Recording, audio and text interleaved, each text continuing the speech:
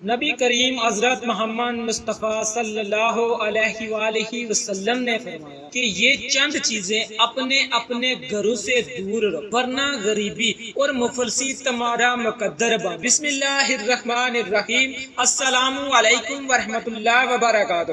ناظرین اکرام، آج کل ہم میں سے 95% لوگ اپنے گھروں اور کاروبار میں ہونے والی بے برکتی سے پریشان ہیں۔ اگر آپ اپنے ارد گرد پوچھیں گے تو ہر انسان کی زندگی میں یہی ایک کہانی ہوگی کہ ہم لوگ محنت تو بہت کر رہے ہیں، رات دن کام کرتے ہیں اور پوری ایمانداری سے کام کرتے ہیں، لیکن پھر بھی ہمارے گھر اور کاروبار میں برکت نہیں۔ ہم لوگ بے برکتی، گھریلو پریشانیوں، لڑائی جھگڑوں اور خاندانی ناچاکیوں کی وجہ سے پریشان تو رہتے ہیں، لیکن خود اپنے گریبانوں میں جھانک کر نہیں دیکھتے کہ ہم لوگ اپنے گھروں میں خود کیا کرتے ہیں۔ اس میں کہیں نہ کہیں ہماری ہی کچھ ایسی غلطیاں اور کوتاہیاں ہوتی ہیں کہ جن کی وجہ سے آج ہمارے گھروں سے برکت ختم ہو رہی ہے اور ہمیں پریشانیوں اور دکھوں نے گھیر لیا۔ ہم لوگ دھیرے دھیرے غریبی کی دلدل کی طرف بڑھتے چلے جا رہے ہیں۔ گھروں میں بہت زیادہ ہی لڑائیاں ہیں، ہر روز کسی نہ کسی بات پر جھگڑے ہوتے رہتے، لیکن کیا آپ جانتے بھی ہو کہ ان تمام چیزوں کے پیچھے ہمارا اپنا خود کا ہی ہاتھ ہوتا ہے۔ آج ہم آپ کو چند ایسی چیزیں بتانے والے ہیں جن کو اگر آپ بھی اپنے گھروں میں کرنا بند کر دیں گے تو انشاءاللہ تبارک و تعالی ایک ہفتے کے اندر اندر آپ کو اس کے فائدے نظر آنا شروع ہو جائیں گے۔ لیکن پہلے چند ایسے مکروہ کاموں یا عادتوں کا تذکرہ کریں گے کہ جن کی وجہ سے گھروں میں بے برکتی، پریشانیاں اور دکھ تکلیفیں آتے ہیں۔ پھر اس کے بعد چند ایسے کاموں کا تذکرہ کریں گے کہ جن کے کرنے کی وجہ سے ہمارے گھروں کے اندر خوشحالی، برکت اور امبیری آتی۔ بے برکتی اور بدحالی کی چند وجوہات: کھڑے ہو کر پانی پینا۔ کھڑے ہو کر پانی پینا شریعت کے خلاف ہے، اس لیے کسی جگہ پر بیٹھ کر اور سنت کے مطابق ہی پانی پینا چاہیے۔ آپ نے اکثر دیکھا ہوگا کہ شہروں میں اکثر کسی شادی، بیاہ یا پھر دیگر تقریبات میں سب لوگ کھڑے ہو کر کھانا کھاتے اور پانی بھی پیتے ہیں۔ جو شخص بھی کھڑے ہو کر پانی پیتا ہے یا کھانا کھاتا ہے وہ سنت رسول صلی اللہ علیہ وآلہ وسلم کی سراسر خلاف ورزی کرتا ہے، اور ہمارا ایسا کرنے سے گھر میں کبھی بھی برکت نہیں۔ جلدی جلدی نماز پڑھنا۔ ناظرین اکرام، آپ میں سے اکثر افراد نے یہ لازمی دیکھا ہوگا کہ جب بھی ہم لوگ کسی بھی مسجد میں نماز پڑھنے کے لیے جاتے ہیں تو دیکھتے ہیں کہ ہمارے قریب ہی ایک دوسرا شخص بھی کھڑا ہوا نماز پڑھ رہا ہے۔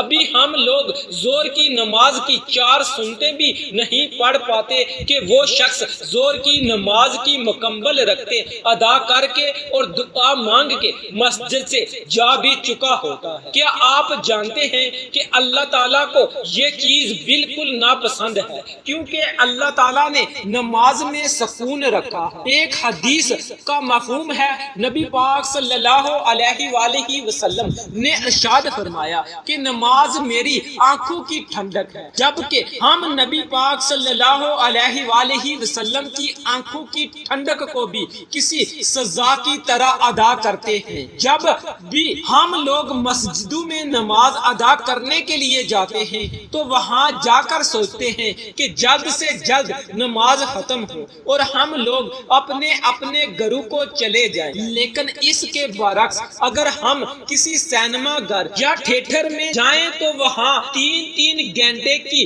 مکمل فلم دیکھ لیتے اور اس میں کبھی جلدی نہیں کرتے، لیکن اگر کبھی نماز پڑھنے میں 5 منٹ بھی زیادہ ہوں گے تو ہم سوچتے ہیں کہ آج تو بہت دیر ہو گئی۔ ایسا کرنے سے آپ کے گھر اور کاروبار کی برکت ختم ہو جاتی ہے اور مختلف طرح کے دکھ تکلیف گھیر لیتے ہیں۔ اسی لیے نماز ہمیشہ اللہ کو راضی کرنے کے لیے پڑھیں۔ نماز ہمیشہ مکمل مکمل سکون اور اطمینان کے ساتھ ادا کریں۔ وضو کی جگہ پیشاب کرنا، ہر گھر میں باتھ روم اور ٹوائلٹ بنے ہوتے ہیں، لیکن اکثر جگہوں پر یہ اکٹھے ہی ہوتے اور ایک ہی جگہ ٹوائلٹ اور اس کے قریب ہی غسل کرنے کی جگہ بھی بنی ہوتی ہے، جس کو ہم غسل خانہ کہتے ہیں۔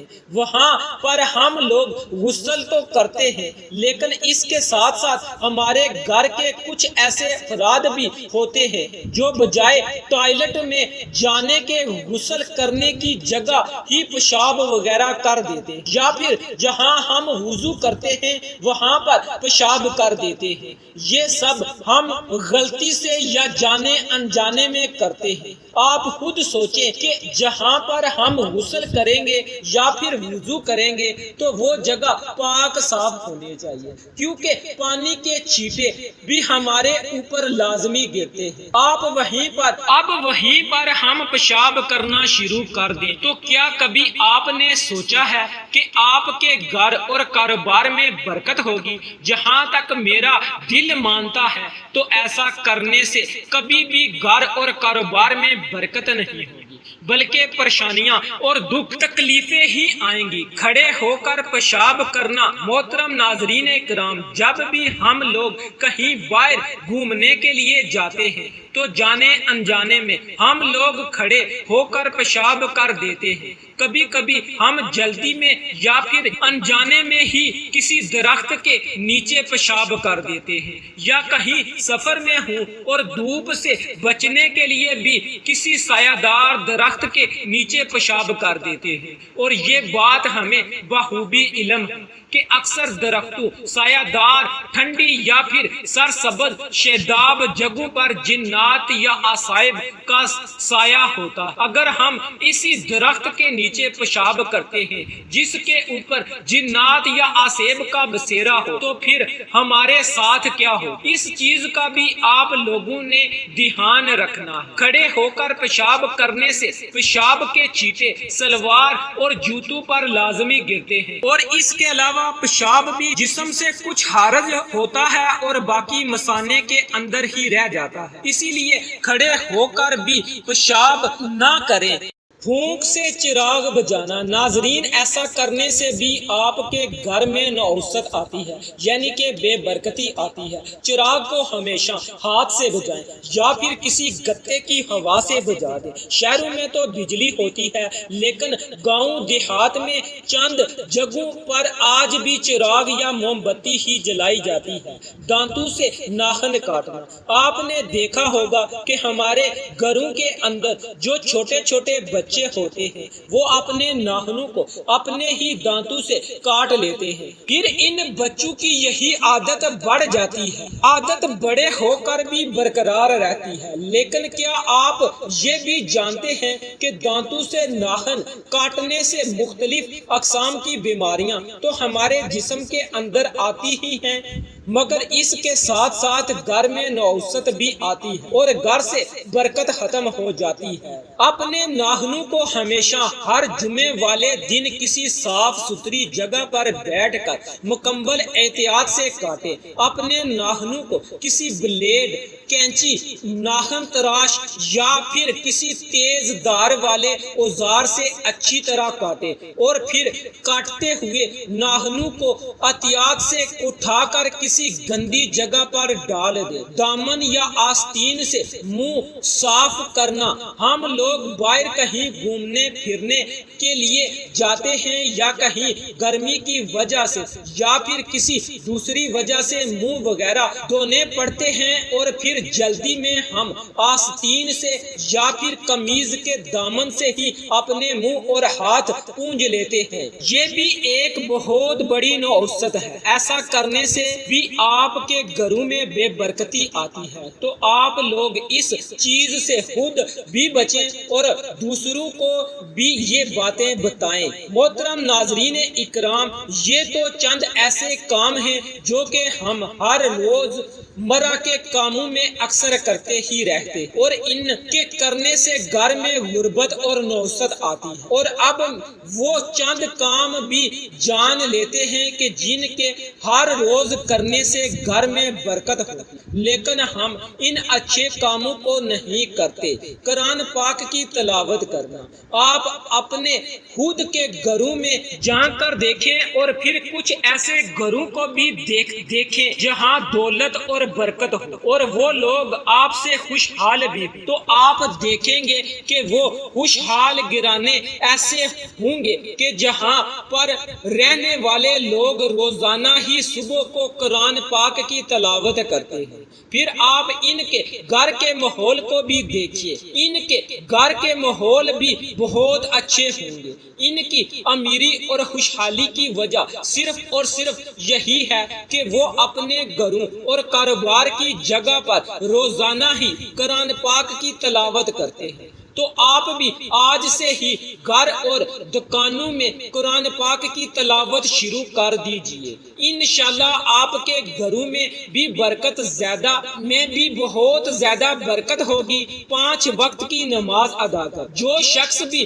5 وقت کی نماز ادا کرے گا اس کے گھر میں انشاءاللہ برکت خوشحالی آئے گی۔ تو آپ بھی آج ہی 5 وقت کی نماز کی پابندی کرنا شروع کر دیں اور برکت کی فکر اپنے دل و دماغ سے نکال دیں۔ اللہ پاک آپ کے گھر میں ویسے ہی بہت زیادہ برکت دے گا، کیونکہ رزق دینے والی ذات صرف اور صرف وہی ہے۔ اللہ پاک کا شکر ادا کرنا قرآن پاک میں اللہ تبارک و تعالیٰ کے پاک ارشاد کا مفہوم ہے کہ تم میری شکر گزاری کرو گے تو میں تمہیں اس سے زیادہ دوں گا۔ اس لیے کثرت سے اللہ پاک کا شکر ادا کرتے رہو، اللہ پاک آپ کو دگنا اجر دیتا رہے گا اور آپ کے گھر میں بہت زیادہ برکت بھی ہوگی۔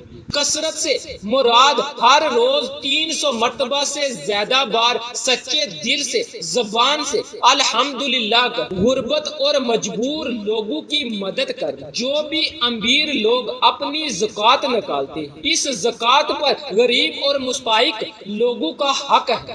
زکوٰۃ نکالنے سے مال پاک و صاف ہو جاتا ہے، اس لیے زکوٰۃ کو آپ جتنا نکالو گے اتنا ہی آپ کے پیسے پاک ہوں گے اور ان میں برکت ہوگی۔ بلکہ آپ اس چیز کو آزما کر دیکھ لو، گناہوں سے معافی مانگنا۔ آپ چلتے پھرتے اٹھتے بیٹھتے کوئی بھی کام کر رہے ہیں تو آپ استغفر اللہ کا ورد کرتے رہے، انشاءاللہ آپ جتنا اللہ تعالیٰ سے اپنے گناہوں کی معافی مانگیں گے اللہ پاک آپ کو اتنا ہی زیادہ اجر دے گا۔ اور اس کے لیے آپ استغفار کی کثرت کریں۔ اکثر علماء کرام کے نزدیک استغفار کی کثرت سے مراد یہ ہے کہ ہر روز کم از کم 300 مرتبہ استغفر اللہ لازمی پڑھیں۔ استغفر اللہ العظیم الذی لا الہ الا هو الحی القیوم واتوب الیہ۔ ماں باپ اور رشتہ داروں سے اچھا برتاؤ۔ جتنا آپ اپنے ماں باپ کی خدمت کرو گے اللہ پاک آپ سے اتنا ہی زیادہ خوش ہوگا۔ اور یہ تو ہم سب مسلمانوں کا عقیدہ ہے کہ جب اللہ پاک کسی انسان سے خوش ہوتے ہیں تو اس کی ہر دلی مراد خود بخود ہی پوری ہو جاتی ہے۔ اللہ کے پاک ارشاد کا مفہوم ہے کہ جس نے اپنے ماں باپ کو راضی کر لیا گویا اس نے مجھے راضی کر لیا۔ اور پھر ایسی خوش نصیب اولادوں کو اللہ پاک بہت زیادہ دیتا ہے۔ تو آپ لوگ بھی اپنے ماں باپ کے ساتھ اچھا برتاؤ کریں، ماں باپ کے ساتھ، ہمسایوں کے ساتھ، اپنے رشتہ داروں کے ساتھ بھی اچھا برتاؤ کریں۔ آپ دیکھیں گے کہ کیسے آپ کے گھروں میں برکت اور رحمت اور خوشحالی آتی ہے۔ صبح سورت یاسین اور شام کو سورت واقعہ، صبح کے وقت گھروں اور کاروبار کی جگہ سورت یاسین کی تلاوت کرنے سے گھروں اور کاروبار میں برکت ہوتی ہے۔ صبح اٹھو تو سورت یاسین کی تلاوت کر لیا کرو، اور شام کو مغرب کے بعد اور سونے سے پہلے سورۃ واقعہ کی تلاوت کر لیا کرو۔ 5 نمازوں کی پابندی کرتے رہو، انشاءاللہ آپ کے گھر میں بہت زیادہ برکت ہوگی۔ اس کے علاوہ کسی بھی دوسرے عمل یا وظیفے کی آپ کو ضرورت نہیں۔ ناظرین اکرام، یہ چند کام ایسے ہیں جو کہ ہر مسلمان کو صحیح طریقے سے کرنے چاہیے، اور دنیا میں تقریباً تمام ممالک کے ہر مسلمان کو ان کاموں کے بارے میں بخوبی علم ہے، لیکن ہم پھر بھی ان کاموں کو نہیں کرتے، بلکہ وہ کام کرتے ہیں جو کہ اسلام میں منع ہے، اور پھر انہی کی وجہ سے ہمارے گھر سے برکت ختم ہو رہی ہے۔ تو آج اور ابھی سے آپ لوگ یہ چند کام خود بھی کریں اور دوسروں کو بھی بتائیں، تاکہ آپ کو بھی ثواب ملتا رہے۔ اس ویڈیو کو ہر مسلمان تک شیئر کر دیں تاکہ کوئی بھی مسلمان یہ غلطی بالکل نہ کرے۔ دعا ہے کہ اللہ تعالیٰ اپنے پیارے حبیب حضرت محمد مصطفیٰ تاجدار نبوت صلی اللہ علیہ وآلہ وسلم کے صدقے مجھے اور آپ سب بہن بھائیوں کو عذاب قبر اور محشر کی سختیوں سے محفوظ فرمائے، آمین۔ ایک مرتبہ ہمارے ساتھ درود شریف پڑھ لیں۔